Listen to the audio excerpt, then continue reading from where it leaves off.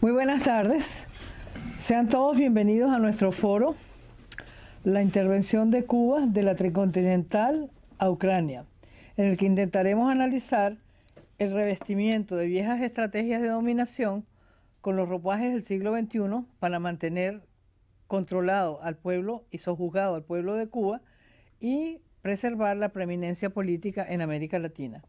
Cuba, en efecto, desde comienzos de la revolución, su creador, Fidel Castro, tenía clarísimo que el control político pasaba, entre otras cosas, por el manejo de la geopolítica. Esa variable que permitía a las naciones con bases de poder modesta apalancarse en los conflictos mundiales para acrecentar su capacidad de penetración de otras naciones.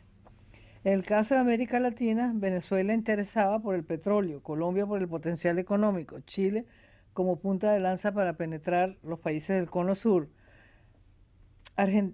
como Argentina, por ejemplo. Controlar a Estados Unidos era la tarea más dura, pero para ello se encontró una alianza con la extinta Unión Soviética. Y la Unión Soviética abrió las puertas al África, lugar donde deseaba tener influencia sin sacrificar sus ejércitos, y para ello usó los cubanos. Hoy Cuba pretende repetir ese historial. El problema que confronta es que carece de aliados verdaderos. Rusia la involucra en el conflicto de Ucrania porque no tiene suficientes efectivos en su ejército para librar una guerra crecientemente rechazada por su población. Venezuela está rendida por la exploración de Cuba y vientos de cambio se avisoran. El presidente Boric no parece estar interesado en revivir las fraternidades castromarxistas del pasado, y México, simplemente, más allá de declarar sus simpatías por el régimen de La Habana, no está dispuesto a arriesgar su crecimiento económico por la solidaridad. En Europa, su participación en la guerra de Ucrania no ha sido bien recibida.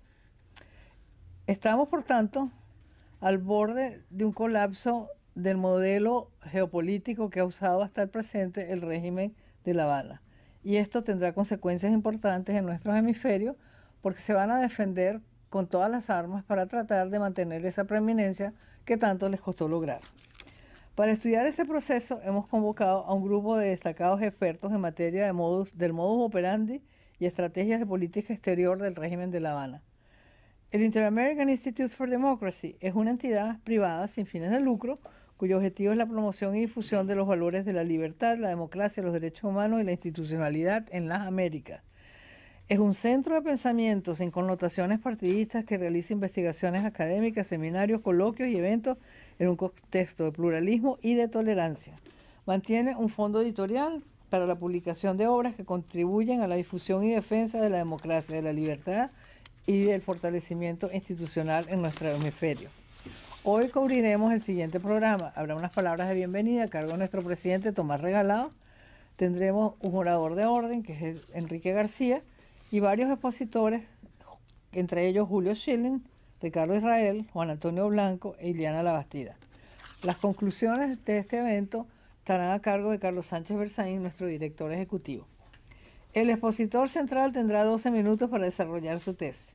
Los participantes dispondrán de 10 minutos para realizar sus comentarios. Cuando falte un minuto para culminar el lapso, se los haré saber de manera que redondeen el argumento. Ahora le voy a pedir a nuestro presidente y exalcalde de Miami que inicie la sesión.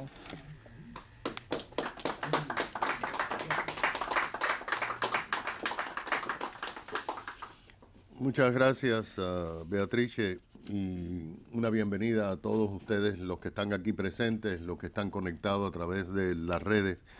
Hoy vamos a tener un foro extremadamente importante y al mismo tiempo un foro donde los protagonistas han sido víctimas de este régimen y de una sola persona, Fidel Castro.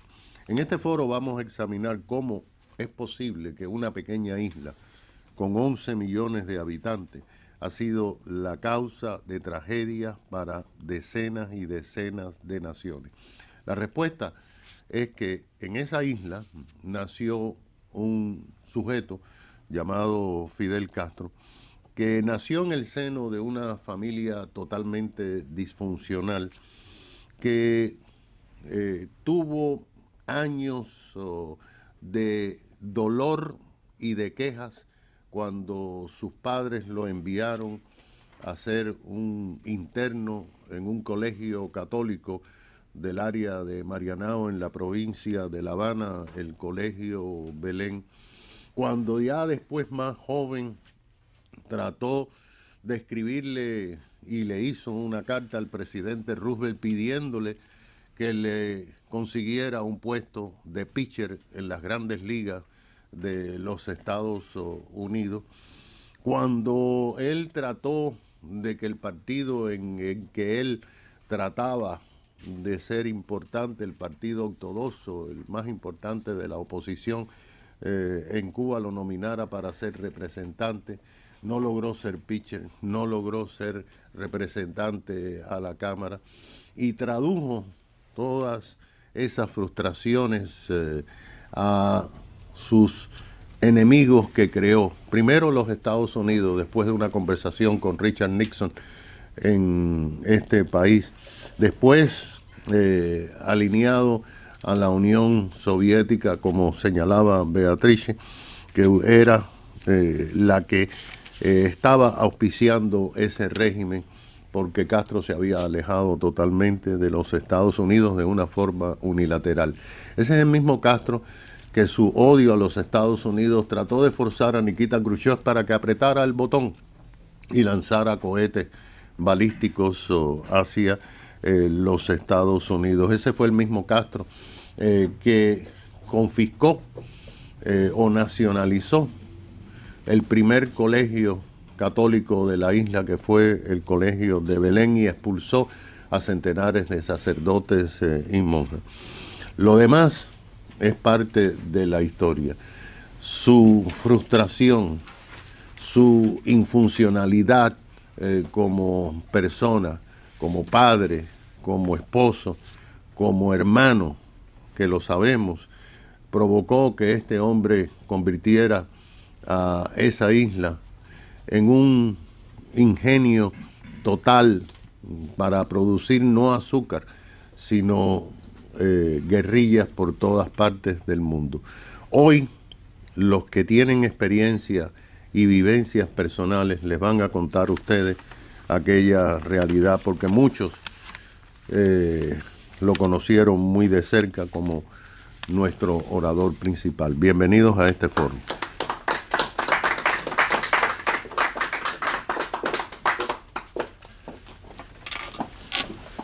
Agradecemos sus palabras de bienvenida a don Tomás Regalado, nuestro presidente, y le vamos ahora a dar la bienvenida a nuestro expositor principal. Se trata de Enrique García. Enrique García Díaz nació el 9 de abril de 1958 en La Habana.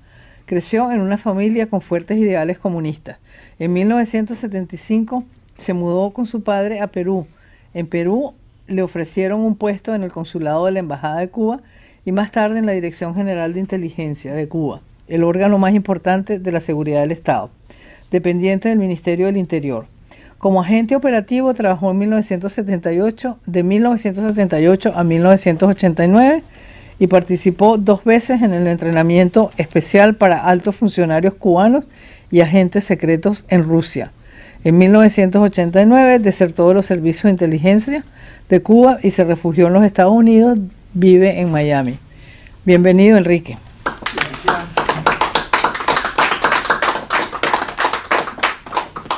Muchas gracias, Raquel. Bien, bueno, la intervención cubana de la intervención cubana de la tricontinental a Ucrania. Se ha tomado como referencia de este evento la tricontinental, iniciada en La Habana el 15 de enero de 1966, donde se creó la OSPAL, que fue la Organización de Solidaridad de los Pueblos de Asia, África y América Latina, que logró reunir en La Habana en aquella fecha a representantes extremistas de 82 países. No obstante, debemos subrayar que el intervencionismo cubano en la región y el mundo comenzó en enero de 1959. No existe en la historia reciente un país que haya intervenido en tantos países del mundo para mal como la dictadura cubana. A continuación, voy a leer un breve resumen de las principales intervenciones armadas y subversivas más significativas de la dictadura cubana en otros países. Este resumen no recoge otras decenas de conspiraciones e intentos que durante años no lograron resultados significativos, ni tampoco sus agresivas operaciones de inteligencia que han influido decisivamente en los acontecimientos de muchos países del mundo. O sea, en operaciones de inteligencia, influyendo en los acontecimientos y moviendo la política de los países, incluido en este caso nuestro país adoptivo hoy en día, los Estados Unidos, sería una lista todavía interminable. Empezamos desde el año 1959. En abril de 1959 fue la primera incursión armada de Cuba en Panamá, en República Dominicana, en junio de 1959 la primera, y posteriormente en 1973 con Camaño la segunda, en Argelia en 1963 con un fuerte envío de tropas a ese país en aquel momento, en Argentina con el Ejército Guerrillero del Pueblo de Ricardo Massetti en 1964, luego con el Ejército Revolucionario del Pueblo y los Montoneros, años 70 y 80, en Perú, la guerrilla de Luis de la Puente Uceda en 1965. Todo esto que estoy diciendo es engendro puramente cubano. En el Congo, 1964-65, dirigido directamente por Ernesto Guevara, que estuvo durante casi un año en ese país. En Bolivia, 1967, que fue la última aventura bélica de Ernesto Guevara. En Venezuela, la primera en 1963 y luego Machorocuto en 1967. También tenemos ya en aquella fecha, como 1973 al 74, tropas cubanas, tanquistas y pilotos de combate participaron apoyando a los ejércitos de Siria y Egipto en la guerra de Yom Kippur. Eso se habla poco, pero bueno, Cuba tuvo una gran participación en esa guerra. Y bueno, recordando los tristes acontecimientos ocurridos en Israel en días pasados, vemos como Cuba siempre ha jugado en ese bando claramente en contra del Estado de Israel.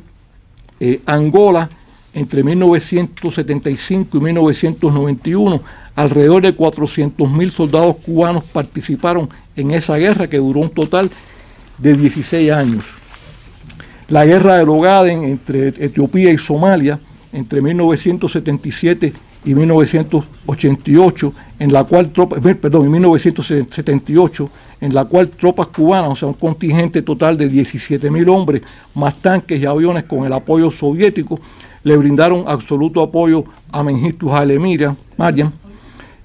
Luego, un proceso en el cual incluso tuve un conocimiento muy directo, que fue la llamada Revolución Sandinista en junio de 1979, donde Cuba, luego de entrenar y financiar, dirigir grupos subversivos de ese país desde los años 60, las tropas especiales de Cuba y los sandinistas ingresaron a Managua el día 19 de julio de 1979.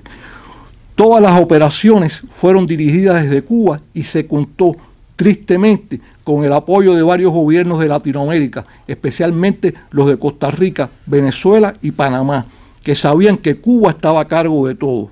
26 asesores cubanos del Ministerio del Interior, incluida la inteligencia, entre los que estaba mi jefe, entraron a Managua ese 19 de julio y llevaban meses junto con los sandinistas. Tiempo más tarde, yo mismo en este caso me tocó preparar los programas de estudios del nuevo servicio de inteligencia sandinista que entrenó y dirigió Cuba. Seguimos con país vecino de Nicaragua, El Salvador, el Frente Farabundo Martí para la Liberación de El Salvador, que fue financiado, entrenado y dirigido también por la dictadura cubana en los 80. Yo recuerdo, y esto no se me olvida, en pleno proceso de ebullición después de la Revolución Sandinista a principios de los 80, en una visita que hice en este caso a mis homólogos en la Dirección de Operaciones Especiales del Ministerio del Interior de Cuba, que era el aparato paramilitar que dirigía, o sea, que diríamos entrenaba la parte militar a todos los grupos subversivos, le impartían ellos. Y entonces en tropas, en la Dirección de Operaciones Especiales, estaba la maqueta con las operaciones militares en El Salvador. Y desde La Habana se dirigían los movimientos de la guerrilla salvadoreña. Y tú lo sabes perfectamente bien, José. El famoso puente se lo volaron en maqueta en Cuba. Exactamente. Entonces, en Guatemala se apoyaron movimientos subversivos desde en los años 60, 70, 80. En Brasil, los grupos subversivos Acción Libertadora Nacional de Carlos Maringuela en los 60, y luego Vanguardia Popular Revolucionaria y Vanguardia Armada Revolucionaria Palmares de Carlos Lamarca operaron. Esta última estuvo operando en Brasil hasta casi finales de los años 70. En Chile, país que también atendí en la inteligencia cubana o estuve a cargo de él, primero en Chile el MIR, el Movimiento de Izquierda Revolucionaria, y luego el Frente Patriótico Manuel Rodríguez, toda la logística, entrenamiento y dirección de esas organizaciones se hacía desde La Habana. En Colombia, la FARC y luego el Ejército de Liberación Nacional, todavía activos, y el M-19 de Gustavo Petro, hasta que pasó a convertirse en un movimiento político en los años 90, también tuvieron fuertes lazos con Cuba. En Uruguay, los Tupamaros. En Ecuador, la guerrilla de los 60 también fue patrocinada, financiada y dirigida desde La Habana. En Puerto Rico, el Ejército de Liberación del Pueblo, Popular del Pueblo, conocido como los Macheteros, y las Fuerzas de Liberación Nacional, FARN, que realizaron acciones armadas tanto en ese Estado Libre Asociado como en territorio continental de los Estados Unidos, estuvieron realizando acciones terroristas hasta principios de los 90, dirigidos, controlados, financiados desde La Habana también. En los Estados Unidos, los Black Partners y los Weather Underground recibieron apoyo cubano. Uno de mis jefes, Homero Sáker Seni, en la inteligencia cubana, que estuvo asentado en el Centro de la Inteligencia Cubana en Nueva York en los años 60, con fachada diplomática de Naciones Unidas, fue quien dirigía desde Nueva York los contactos con estas dos organizaciones y fue expulsado, por cierto, por el gobierno norteamericano a finales de los años 60. En Canadá, Cuba apoyó también al Frente de Liberación de Quebec, en España a la banda terrorista ETA, en el Reino Unido al Ejército Republicano Irlandés, en Italia a las Brigadas Rojas, en la antigua República Federal Alemana al Ejército Rojo. Cuba también brindó un amplio apoyo, capacitación y recursos. Conocí a uno de los protagonistas de esto en la Dirección de Operaciones Especiales, que era el ayudante de Pascual Martínez Gil en esa época, a la Organización por la Liberación de Palestina, la OLP de Yasser Arafat, durante su fase terrorista, y dio apoyo de inteligencia a Saddam Hussein en Irak. El jefe de los asesores de inteligencia cubanos en el Irak de los años 80, fue compañero y amigo mío en la inteligencia cubana, Roberto Oliva, coronel Roberto Oliva. A Mohamed Gaddafi en Libia, a Gamal Nasser en Egipto. En África, volviendo a países africanos, Cuba también estuvo relacionada con acciones y o presencia de asesores y ayuda de seguridad y militar de diversa índole en Burkina Faso, en Cabo Verde, en el Congo Brazzaville, en la República Democrática del Congo, Zaire, Ghana, Guinea-Bissau, Mauritania, Mozambique, Nigeria, Namibia, Sierra Leona, Somalia, Tanzania y el Sahara Occidental. En Asia intervino militarmente con tropas y o entrenadores y asesores, al menos en Vietnam, Laos y Camboya. Por último, me faltaba mencionar en el Caribe el ejemplo de Granada con Bishop, y bueno, en Surinam, Cuba también con el señor Bukele, desde los años 80 estuvo muy relacionado. Además de las intervenciones directas con tropas y todas las demás que he mencionado, que recibieron apoyo en diversos renglones, de entrenamiento, logística, armamento, dinero y documentación falsa de la dictadura cubana y sus instituciones de inteligencia y paramilitares. Debo decir que me quedan más por mencionar, pero no puedo ocupar todo el tiempo yo. Quiero finalizar, o antes de finalizar, decir una anécdota, y esto realmente lo viví porque fue así.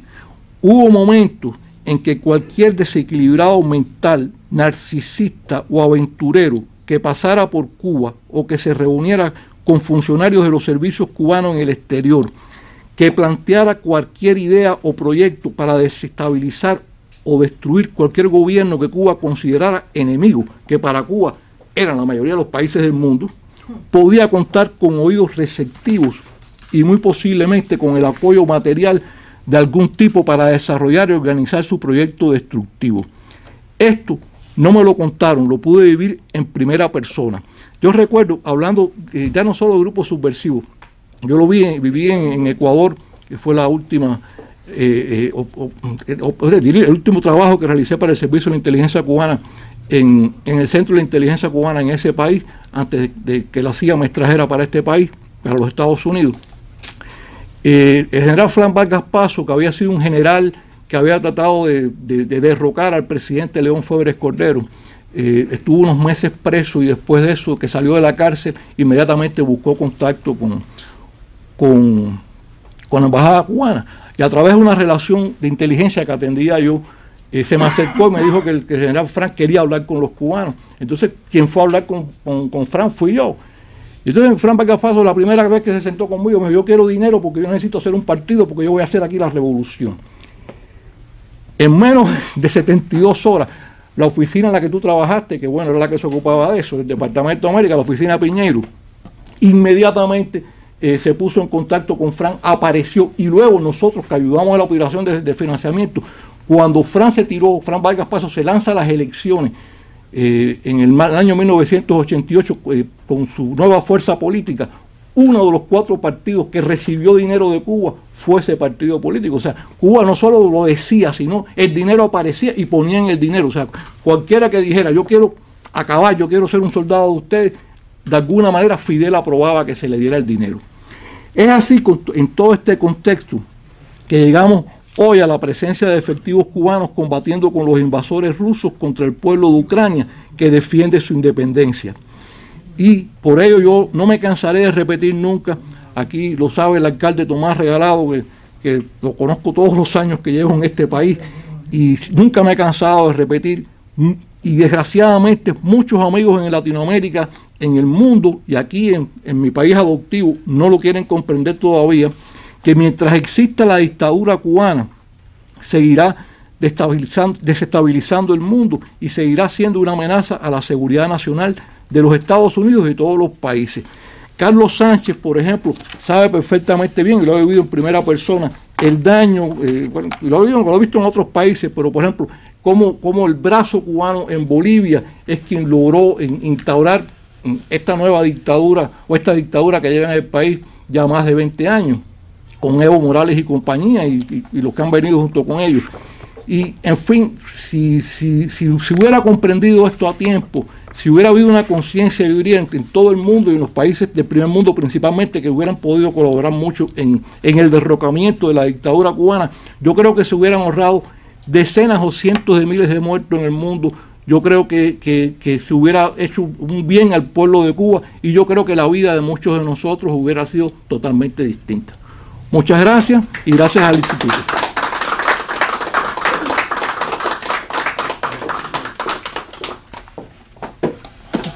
Muchísimas gracias, Enrique García, por esta excelente presentación.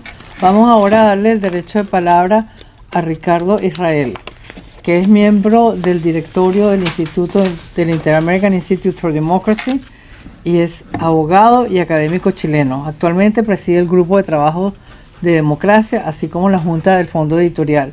Israel fue candidato a la presidencia de Chile en el 2013, representando la coalición independiente agrupada dentro del Partido Regionalista de Independientes. Bienvenido, Ricardo.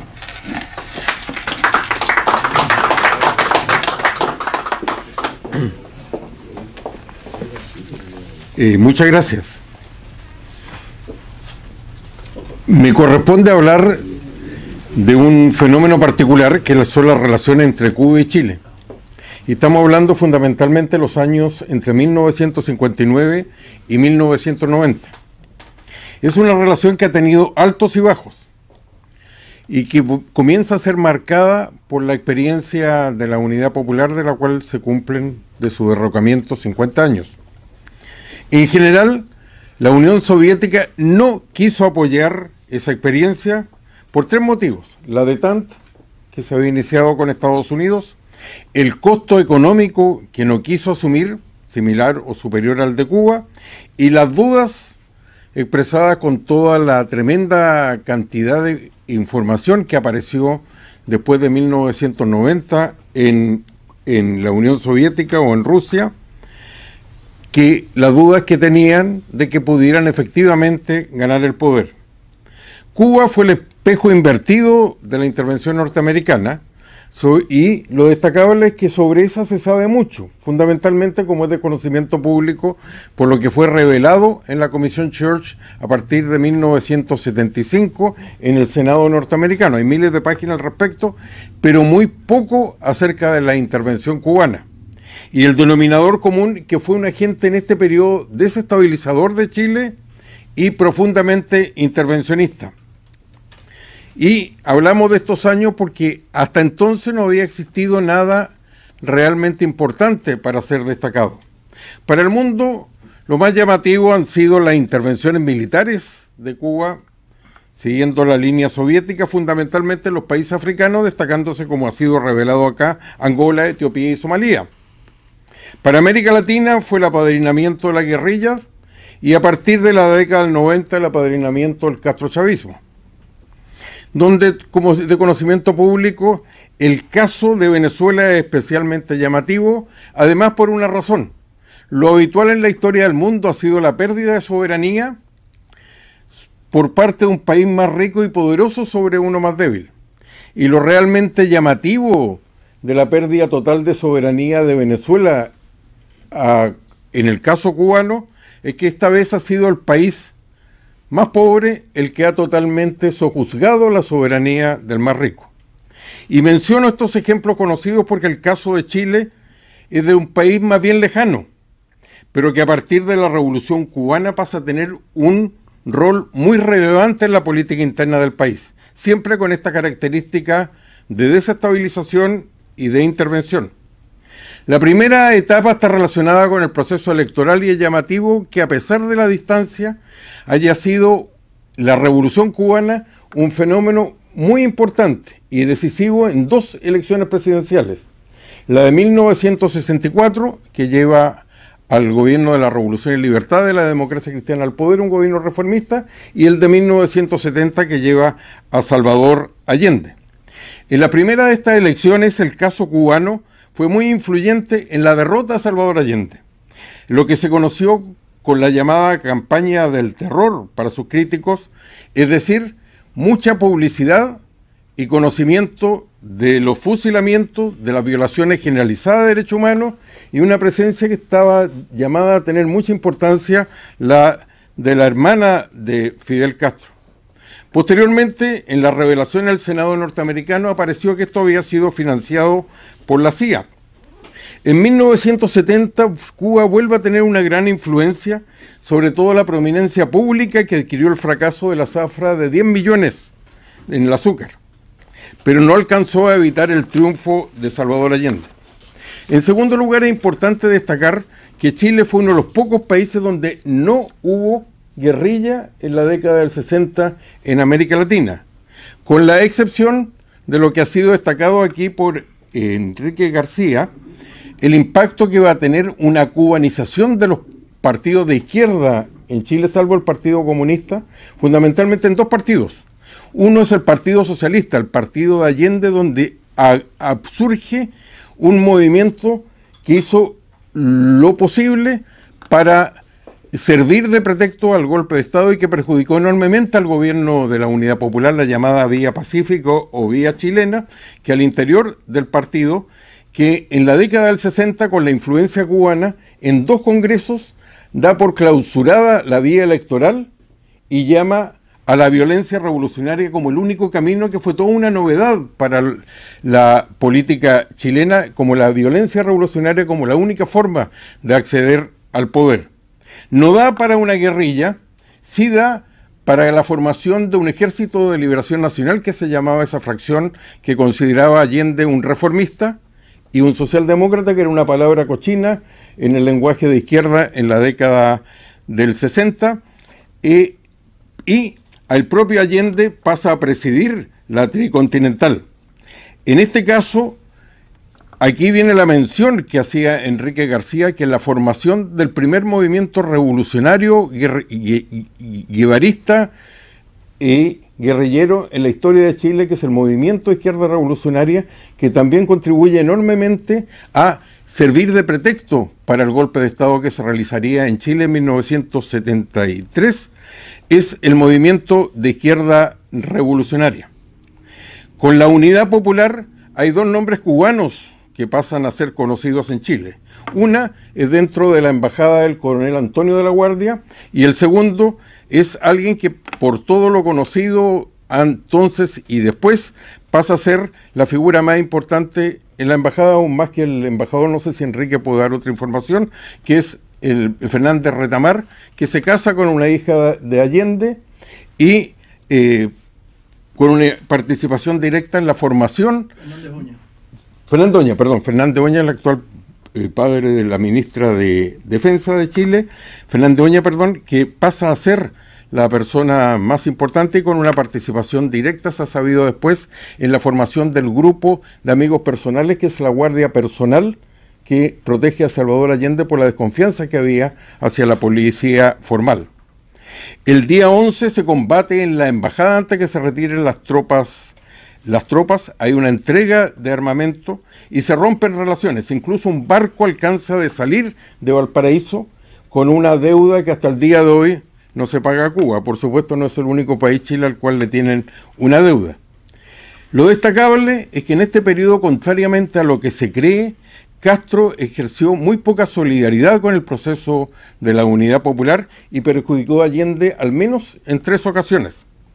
Primero, antes de las elecciones, hubo una serie de expresiones de Castro diciendo que era imposible el triunfo electoral, un total escepticismo y discrepancias públicas con el Partido Comunista Chileno, que era distinto al actual y al que cambiará por influencia de Cuba en la década del 80, que era un partido, como lo era el boliviano, extremadamente pro-soviético y por lo tanto con desconfianza acerca de él.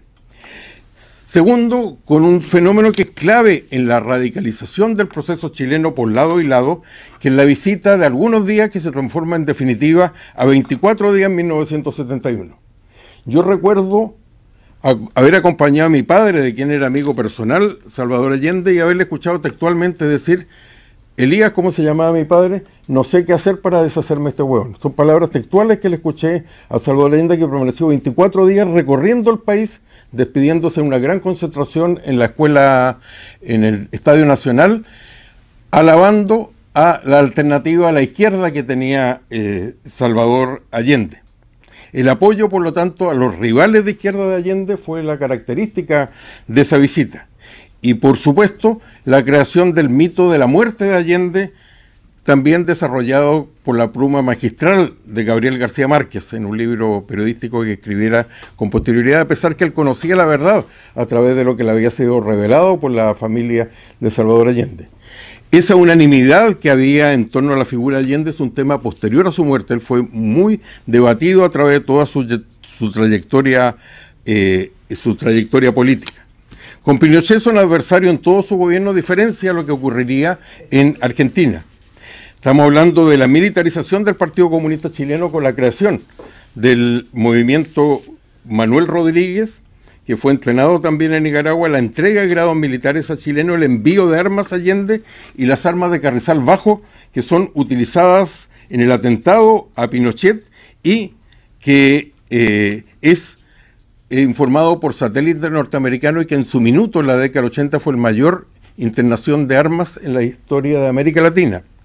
Por último, el retorno a la democracia, donde el presidente Aylwin condiciona la reanudación de relaciones a la no interferencia y el no apoyo a grupos armados que todavía eran activos después de la caída de la dictadura y lo fueron durante toda la transición. Muchas gracias.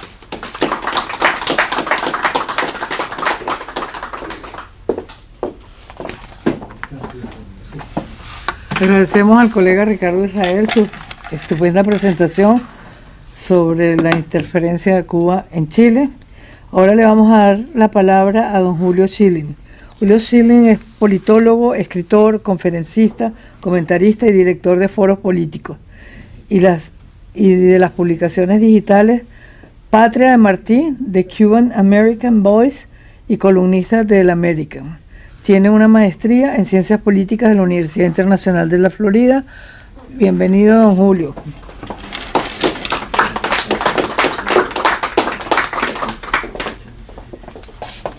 Muchas gracias, Beatriz. Muchas gracias al Instituto Interamericano por la Democracia por esta invitación. Para darle una apreciación real a lo que es por qué el castrocomunismo se ha empecinado siempre a estarse metiendo en los asuntos de otros países, les quiero pintar un cuadro. Imagínate que tú siempre en tu casa estás armando fuego y tienes la estación de bomberos más grande y más poderosa enfrente de tu casa. Pues sería lógico, si tú no quieres que te molesten, arma un fuego hacia el norte, hacia el este, hacia el oeste. Arma fuegos en diferentes partes, porque eso va a lograr que esa estación de bomberos esté entretenido apagando otros fuegos y no le preste atención a lo que tú estás haciendo. Yo les quiero hablar más bien de Angola, principalmente porque fue la participación más grande de soldados cubanos. Pero cuando la analogía y el ejemplo de la estación de bomberos es porque para el castrocomunismo el activismo en la escena internacional es una cuestión de supervivencia.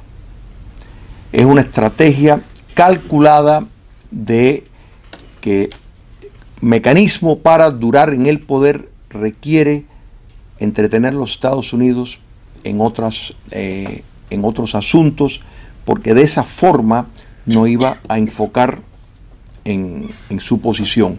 África desde el primer momento fue un lugar muy especial para el castrocomunismo por la cuestión de la descolonización que estaba viendo. O sea, que era un entorno muy nutrido y muy acogedor para premisas revolucionarias, sobre todo tomando en cuenta que casi todos los líderes de movimientos llamados de liberación en África pues eran socialistas o adhesión directa del marxismo.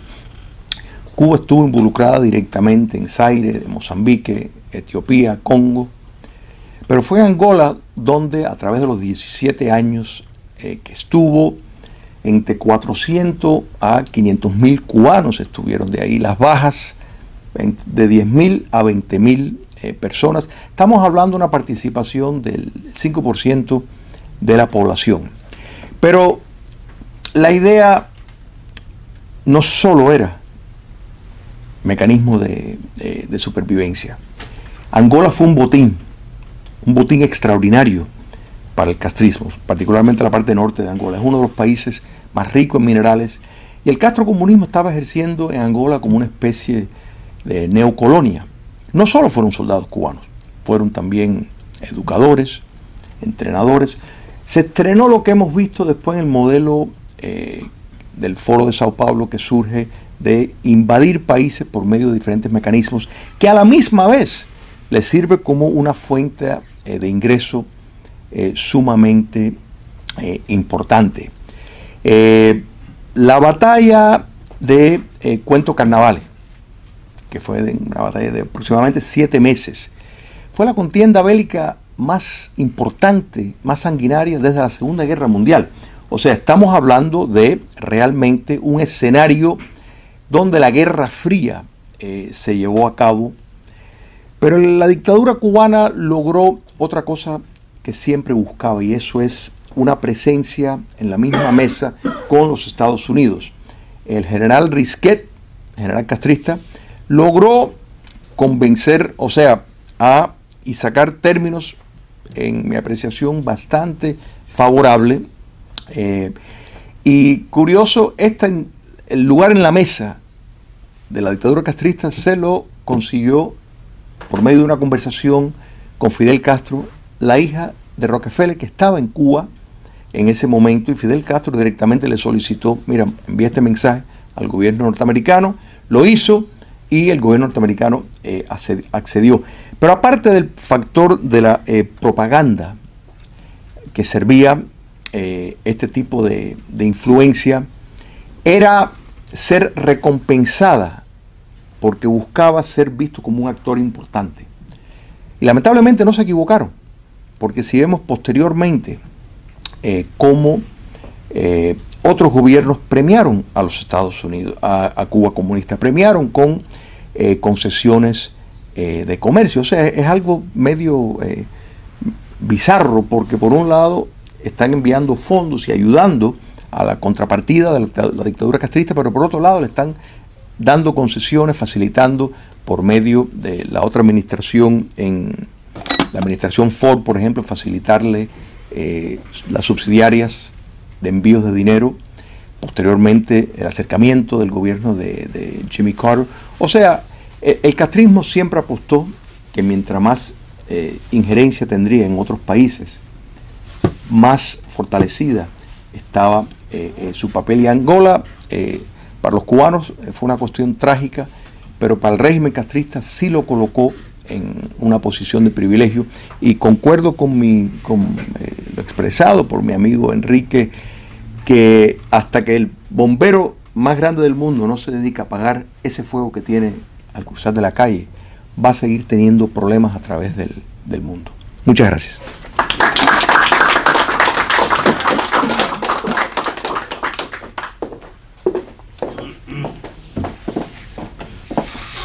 Muchísimas gracias al doctor Julio Schilling. Vamos ahora a darle derecho de palabra al doctor Juan Antonio Blanco. El doctor Blanco obtuvo su doctorado en Historia y Filosofía en La Habana y realizó un posgrado en Transformación de Conflictos en la Universidad de La Paz de las Naciones Unidas. Desde 2016, el doctor Blanco es director ejecutivo en la Fundación de Derechos Humanos en Cuba.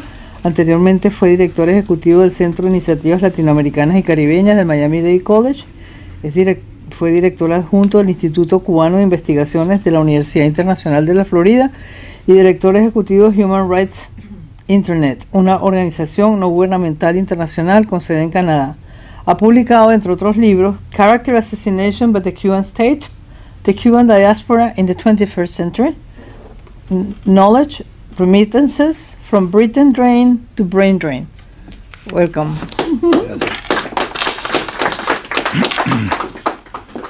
Bueno, Beatriz amablemente ha suprimido la historia mía en Cuba. ¿Dónde está Enrique? Que Enrique recordó hace un momento. O sea, en Cuba yo trabajé durante 20 años en lo que sería el establishment de relaciones internacionales desde dos ángulos. Primero del Ministerio de Relaciones Exteriores, y llegué a ser el director político del movimiento, de la Dirección de Países No Alineados, lo cual me ponía en contacto con los africanos y demás. Y después tuve 10 años más en el Departamento de América del Comité Central, que era complementario a las actividades que realizaban la gente que trabajaba en el Ministerio del Interior. ¿Es posible hacer a ver, yo traje un inventario de estas intervenciones en 2 minutos y 50 segundos, que no es tan completo como el de Enrique, pero ver las cosas ayuda a darse un poco emocionalmente la conexión con lo que sucede. Allá atrás en la pantalla.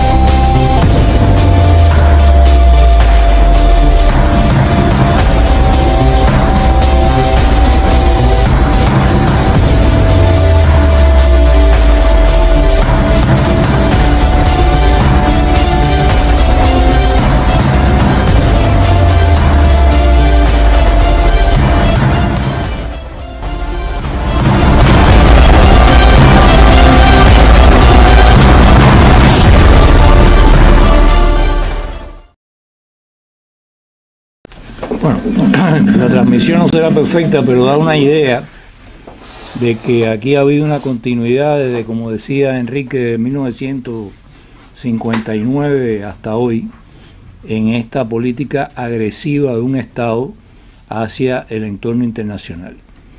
Y la pregunta que uno tiene que hacerse es, ¿por qué?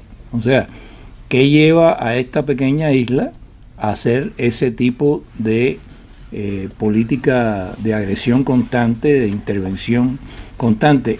Ahí estamos mencionando solamente las intervenciones militares, propiamente hablando, en conflictos de baja, media y alta intensidad. O sea, de la guerrilla, conflictos de intensidad media, incluso conflictos de alta intensidad, y si ahora se involucran a plenitud en el de Ucrania, eso de altísima intensidad. No estamos mencionando lo que ya Enrique recorrió, que es el complemento de todo eso, que es la guerra subversiva, que se desarrolla paralela a todos esos esfuerzos militares con soldados, tropas especiales. O sea, pensar de que las tropas especiales cubanas combatieron en Vietnam del Sur es algo que deja a la gente perplejo. ¿Qué hacían las tropas especiales cubanas metidas, infiltradas en Vietnam del Sur? Porque sabíamos que la DAFAR, la defensa antiaérea, había participado con aviones y tropas coeteriles antiaéreas protegiendo de los aviones norteamericanos al norte, pero bueno, al sur. Y cuando hacemos la lista de todos estos países, algunos de ellos, de los cuales a veces ni nos acordamos de sus nombres en África y demás, de nuevo la pregunta es ¿por qué? ¿Qué cosa es lo que puede explicar eso? Y tiene algo que ver con las cosas que venía recordando Chile. Tiene algo que ver con lo que dijo también el alcalde al principio. O sea, por supuesto, tiene muchísimo que ver, como dijo el alcalde, con la personalidad mitómana de Fidel Castro, su deseo de ser el gran emperador internacional y su deseo de no someterse a ninguna ley, incluso en muchas ocasiones de la Unión Soviética. La idea esa de que Fidel Castro era un tipo que si le tocaban una balalaica en Rusia saltaba en Cuba, no es exactamente la situación que se dio a lo largo de muchos años, en que había una tensión constante entre sus aspiraciones personales, los choques que tenía con Moscú, como los que relató Israel en torno a la guerrilla latinoamericana, que chocaban con la política de los partidos comunistas y demás, y aquí viene la cuestión que decía Schilling.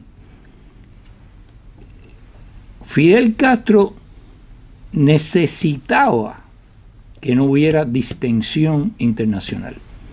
¿Por qué? Porque había destruido el aparato económico productivo del país y lo único que tenía para vender al mundo eran sus servicios militares y subversivos y establecer hegemonía sobre otros gobiernos, apoderarse de recursos en otros lugares y por supuesto encontrar mecenas como era la Unión Soviética, como fue después el propio Chávez, que estuvieran dispuestos a recibir sus servicios militares, de inteligencia, etcétera, a cambio de proveerlo de recursos económicos que él era incapaz de producir porque él había destruido el aparato productivo del país. Entonces estamos hablando de un régimen cuyo líder mitómano destruye el aparato económico del país y lo lleva a todas estas aventuras porque son imprescindibles para poder seguir operando. Todo ese dinero al que se refería Enrique, que salía para este partido político o aquel partido político en América Latina, no necesariamente siempre provenía directamente de Moscú. Muchas veces lo proveían los montoneros, los macheteros. Todo ese dinero iba a parar a una gaveta de Piñeiro en el Departamento de América en su despacho y él lo repartía según las peticiones que tenía de cada cual. Esa forma de operar por arriba del Estado de una manera literalmente gangsteril, o sea, sin reglas constitucionales que te aten a nada, es lo que caracterizó ese Estado desde que nació en 1959. Entonces, lo primero es entender eso, porque cuando los buenistas de este mundo creen que pueden resolver esto aportándole recursos económicos a un régimen que no sabe administrar, que no sabe ni tiene tampoco eso como prioridad, pues ese no va a ser la solución del problema. La solución del problema es ponerle fin a un sistema que engendra no solamente la destrucción económica y el despilfarro constante, sino todo este tipo de anomalías geopolíticas internacionales. Hoy el sistema está virtualmente colapsado, ha llegado a un momento en que tiene que transformarse en algo nuevo, no necesariamente democrático, lo he dicho varias veces, puede ser un sistema autocrático con una mínima apertura al mercado, pero ni eso son capaces de hacer, porque además este sistema ha destruido, y eso ha sido otro de los legados de Fidel Castro, toda meritocracia, o sea, toda la promoción de funcionarios está determinada no por sus capacidades administrativas, sino por sus lealtades políticas. Lealtades políticas no solo ideológicas al sistema, sino lealtades políticas a sus superiores. Y de esa manera es imposible virtualmente arreglar ningún sistema. Usted a estas personas le entrega la economía de Singapur y antes de un año Singapur anda en deuda con todo el mundo. Porque simplemente no es solo el aportarle recursos, sino todo lo demás que requiere y que no son solamente las libertades económicas. Si usted no tiene, por decirlo en breve, libertad de expresión, libertad de prensa, ningún sistema tiene capacidad de autocorrección, porque no es posible criticar el mal manejo de un ministerio, de una economía, de una política económica. Entonces, no es simplemente de que haya un conjunto de pequeñas empresitas que además están para colmo controladas de mil maneras por el Estado. Es que no hay la capacidad de que ni los empleados se puedan asociar, ni tampoco sus propietarios. Por lo tanto, estamos viendo una realidad desconocida en América Latina. Esto surgió de una conversación mía con Israel a propósito del aniversario del golpe en Chile, en que todo el mundo hablaba del golpe y todo el mundo hablaba de Pinochet. Y yo le dije, tú sabes, yo fui a la Escuela Mecánica de la Marina en Argentina, donde estaba el centro de la tortura establecido durante los años de la dictadura. Y la primera tarja que encontré a la entrada decía que todo eso había pasado por la Escuela de las Américas de los Estados Unidos, que los había entrenado en materias de interrogatorios y de tortura, qué sé yo. No había una sola mención a los entrenamientos de los montoneros, a las intervenciones en los partidos políticos argentinos, a la búsqueda de desestabilizar a Argentina para poder crear de nuevo también una situación en la que ellos pudieran apoderarse de Argentina. Entonces estamos con una narrativa histórica que académicamente hablando, por decirlo menos, es falsa y que es necesario corregir en este tipo de coloquios para que vaya escribiéndose la otra narrativa, no para suprimir la que esté puesta en la entrada de la escuela, de ese centro de tortura, sino por lo menos para equiparar una cosa con la otra, porque el golpe de Pinochet no habría sido posible si no hubiera habido toda la desestabilización que Fidel Castro entronizó en Chile. Ya eso lo explicó Israel. Y hoy tenemos a un Putin que parece que está convertido a guevarismo, porque está creando su propio eje internacional con Irán, Corea, China. Cada una de esas entidades tiene sus propias alianzas de actores estatales y no estatales, y está al parecer creando 2, 3, no muchos Vietnam, pero muchas Ucrania. O sea, tenemos un foco en Ucrania, tenemos ahora un foco en el Oriente Medio, vamos a ver cuál es el próximo foco, si va a ser por Asia o va a ser por acá, por América Latina. Y es precisamente la cuestión que decía Chile, cómo yo creo muchos incendios para que no pueda la estación de bomberos encargarse de mí. Gracias.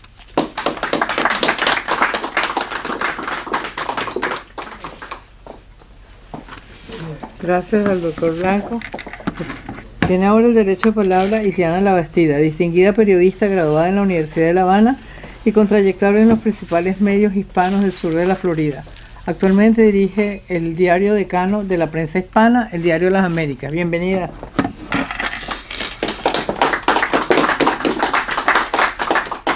Buenas tardes, muchas gracias al Instituto. Gracias a todos los que se conectan con esta transmisión a través de YouTube y las redes sociales en diferentes partes del mundo.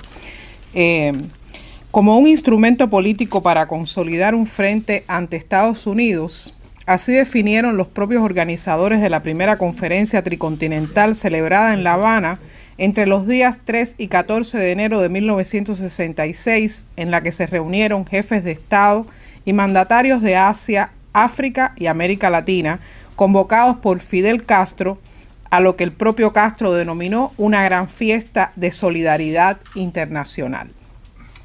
Quienes han seguido de cerca el devenir del proceso social y político instaurado en Cuba en enero de 1959, así como quienes lo hemos vivido, muchos de los presentes aquí hoy, conocemos con precisión cómo explicar la semántica de la frase solidaridad internacional ajustada a las prácticas diseñadas por La Habana, que se extienden desde una amplia red de inteligencia y espionaje para penetrar las diferentes esferas de la vida de un país donde el régimen haya ubicado sus intereses, hay ejemplos varios, como a la labor de desinformación a través de medios de comunicación que realmente realizan trabajo de propaganda y agitación, así como a gestión de lobby político para obtener respaldo de países a los que antes se les crearon compromisos con supuestas ayudas para obtener votos a favor en ocasión de discusiones en organismos internacionales. La celebración de aquella conferencia, a la cual asistieron más de 500 personas de 82 países de los 3 continentes mencionados, posiblemente haya sido uno de los primeros ejercicios prácticos que 13 años después de la llegada de Castro al poder ya se habían puesto en marcha para lo que devendría en la expansión de un experimento cuyos efectos todavía hoy se reproducen no solo en este hemisferio. El alcance de la estrategia de expansión diseñada en Cuba de un sistema de dominación que disfrazaron de ideología antiimperialista en favor de los desposeídos y que tuvo como base la conquista del respaldo de grupos en favor de los que se proclama una supuesta reivindicación social, trascendió las fronteras de esa isla y ha estado presente a veces de manera evidente, en otras imperceptible, en países que han padecido conflictos internos, como se ha explicado hoy aquí ampliamente, y en la fabricación de supuestos líderes que han emergido convenientemente para luego ser actores incondicionales de ese proyecto e incluso en esferas de la propia sociedad de este país, Estados Unidos. La presencia cubana ha estado en guerrillas y conflictos bélicos en diversas partes del mundo, en operaciones del crimen organizado que a finales de los 80 tuvieron sus conejillos de indias en las causas número 1 y 2 y el fusilamiento de varios altos oficiales de las Fuerzas Armadas y el Ministerio del Interior, con los que Cuba buscó deslindarse de sus vínculos con el narcotráfico. También se ha materializado la expansión del proyecto cubano con el envío de profesionales de diversas disciplinas a las llamadas misiones internacionalistas, en las que médicos, ingenieros, maestros y otras profesiones son contratados como mano de obra esclava, mientras el régimen cobra por esos servicios, y en las que también se infiltran agentes de influencia y para labores de espionaje. Igualmente, se han sembrado deudas de gratitud hacia Cuba con el otorgamiento de becas para estudios universitarios gratuitos a jóvenes de diversos países, principalmente en los que La Habana busca aliados. Por todo ello, cuando comenzaron a circular primero en las redes sociales, después en los medios de comunicación y luego con pruebas que lo demostraban, las noticias del reclutamiento de cubanos para combatir en la guerra de ocupación rusa contra Ucrania, quienes conocemos los antecedentes mencionados no dudamos en la veracidad de esa información. El régimen cubano ha intentado negarlo, aunque en ocasiones se han contradicho públicamente. De un lado, el embajador cubano en Moscú aceptando que existe el reclutamiento de cubanos por el ejército ruso, y del otro, el canciller intentando tomar distancia y diciendo que Cuba condena el mercenarismo. Sin embargo, hay factores que demuestran dónde está la verdad. Cuba no solo ha permitido que sus nacionales sean reclutados como carne de cañón para esa guerra, también Cuba intenta hacerle creer al pueblo de la isla que el responsable de la invasión rusa es el propio pueblo ucraniano que la padece. Además, a través de los medios de comunicación a su servicio, dirigido a la población hispanohablante cada vez más creciente en la región y otras partes del mundo, Cuba fabrica reportes de esa guerra que le ganan adeptos a Putin y a sus acciones, igual que lo hace ahora con relación a Israel y las acciones de defensa que el país hebreo emprende contra los ataques terroristas de que ha sido objeto. La Tricontinental en La Habana en 1966 marcaba los inicios de un plan. Lo que hemos visto después y aún no logramos detener es el entramado de un pormenorizado proyecto que 64 años después nos sigue mostrando sus efectos en países penetrados. La ayuda y la complicidad de muchos comprometidos y simpatizantes es lo que lo permite. Buenas tardes y muchas gracias.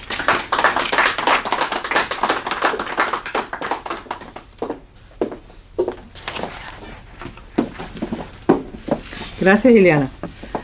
Corresponde ahora dirigirnos las conclusiones de este evento a nuestro director ejecutivo, Carlos Sánchez Berzaín. Politólogo, abogado constitucionalista, máster en Ciencias Políticas y Sociología, fundador del Ateneo Jurídico de Bolivia, y en Bolivia fue ministro de la Presidencia, de Gobierno y ministro de la Defensa. Muchas gracias, Beatriz. Gracias a los asistentes y a quienes nos siguen por las redes. Gracias a los oradores. El foro de hoy, la intervención cubana, castrista, de la Tricontinental a Ucrania. Primero quiero destacar la calidad de los participantes.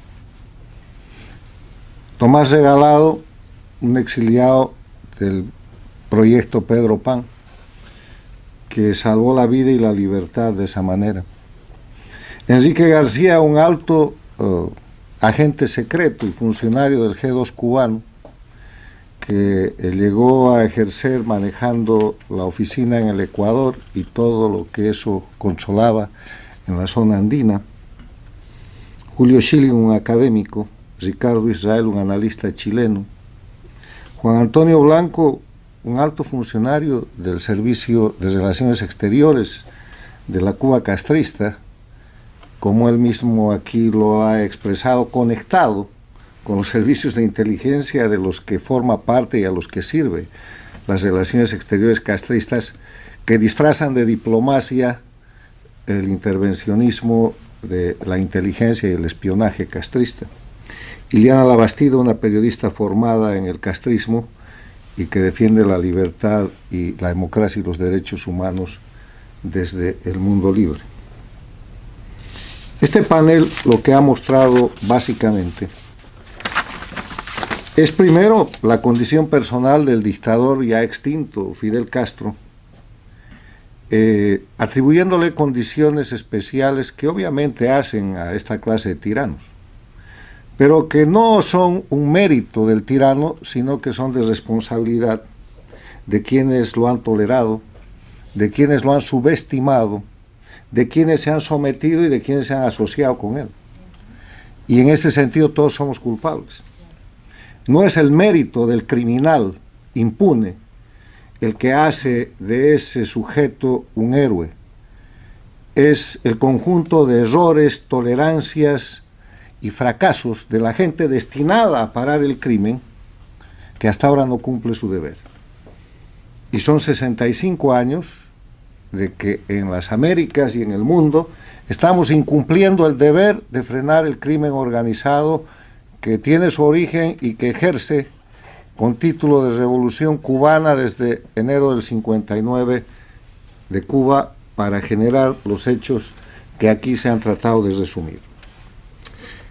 De la Tricontinental de 1966 a Ucrania del año 2023, marca un espacio entre 1959 y el 66 de 7 años, donde de manera individual el régimen dictatorial cubano produce una serie de intervenciones armadas, como la de Panamá el 59, Dominicana el 59, el Ejército de la Revolución Popular en la Argentina el 64, ya en el Congo 64 y 65, Venezuela el 63.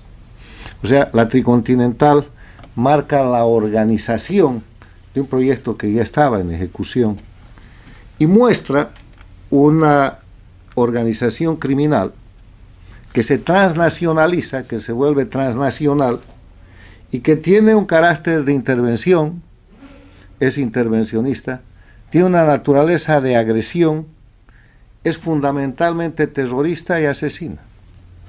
O sea, si ustedes conjugan estos delitos, esos son crímenes de lesa humanidad. Porque la intervención de la dictadura castrista cubana del siglo XX, convertida en castro-chavista en el siglo XXI, es una intervención militar, es una intervención guerrillera, es una intervención como narcotráfico, es una intervención conspirativa, es una intervención electoral y es una intervención diplomática. Intervienen en todos los planos.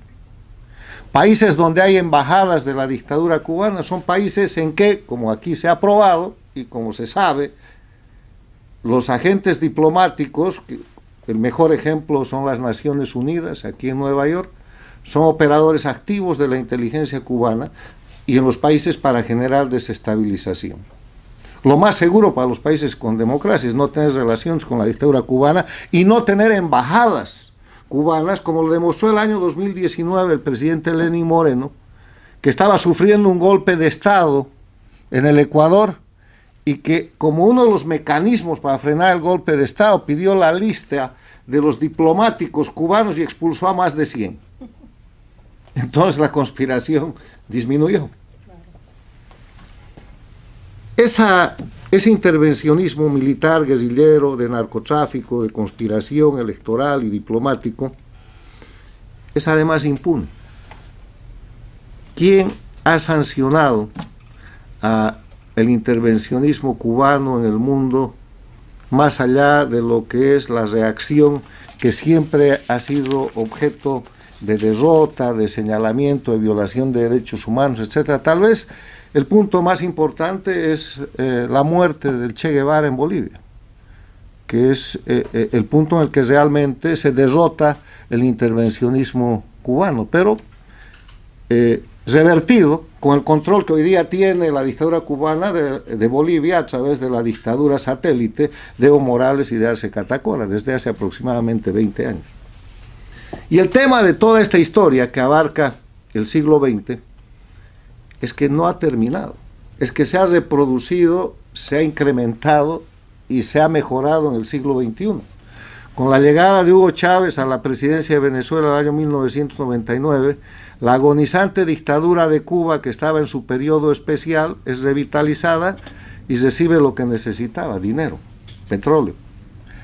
Y aparece el siglo XXI, nace el siglo XXI con la amenaza del denominado populismo bolivariano, liderado por Chávez, liderazgo que se mantiene y que tiene como una especie de ayudante a Fidel Castro hasta que Chávez muere.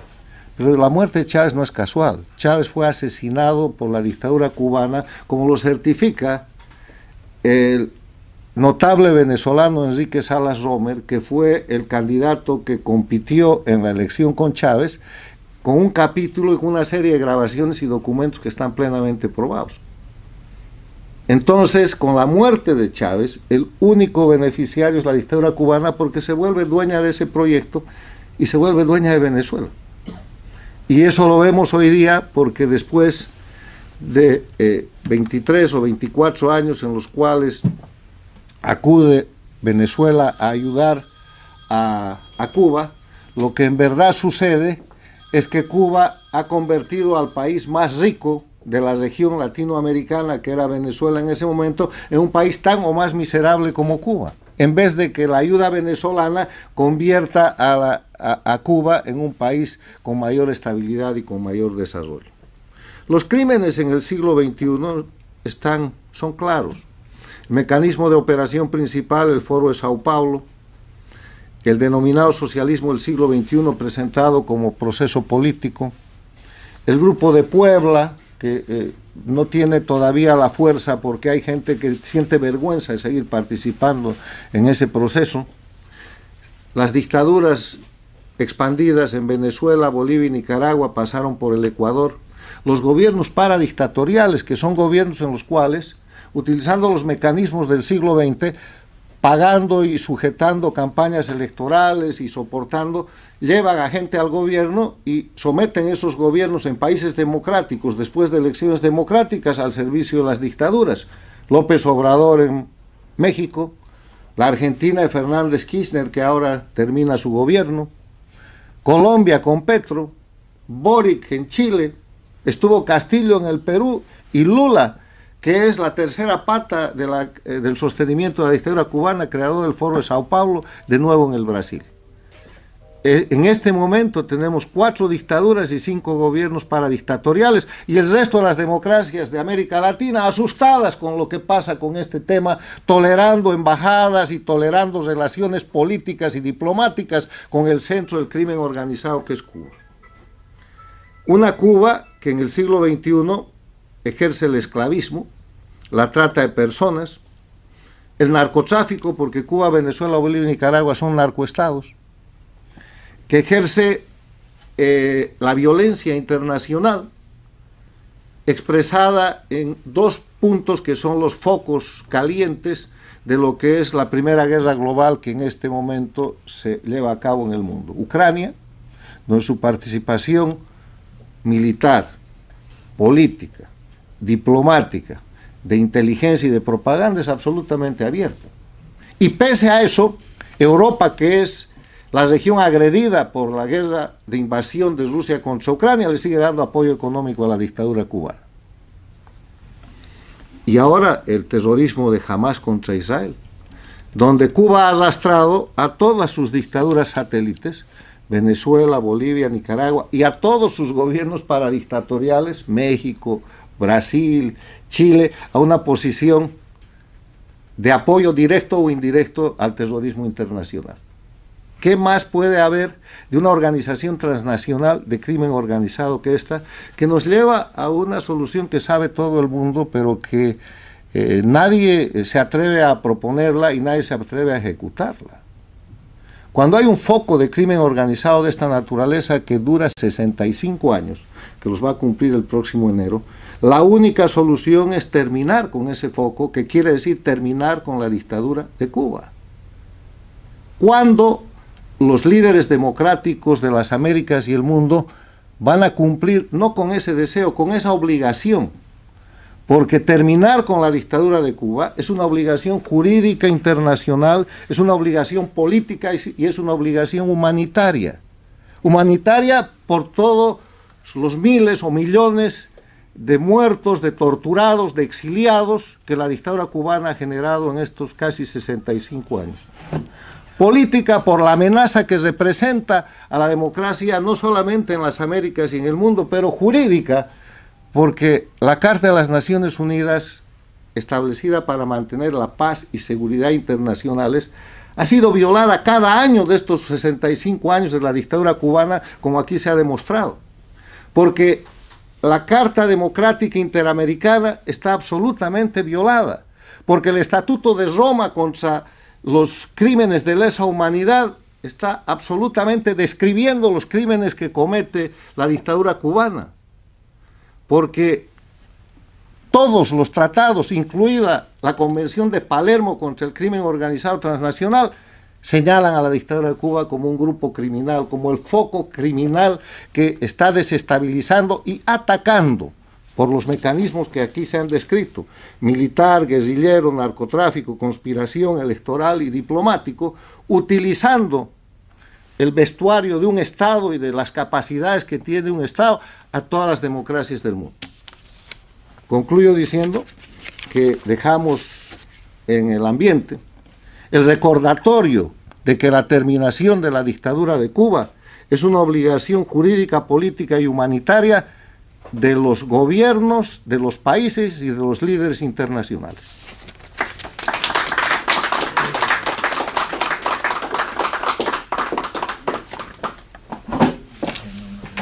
Y con estas palabras ha concluido nuestro foro sobre la intervención de Cuba en América Latina y en Ucrania. Nuestra invitación para el próximo lunes 30 a las 12 del mediodía en Books and Books, donde estaremos presentando el nuevo libro de nuestro director ejecutivo, Carlos Sánchez Berzaín. Buenas tardes y muchas gracias.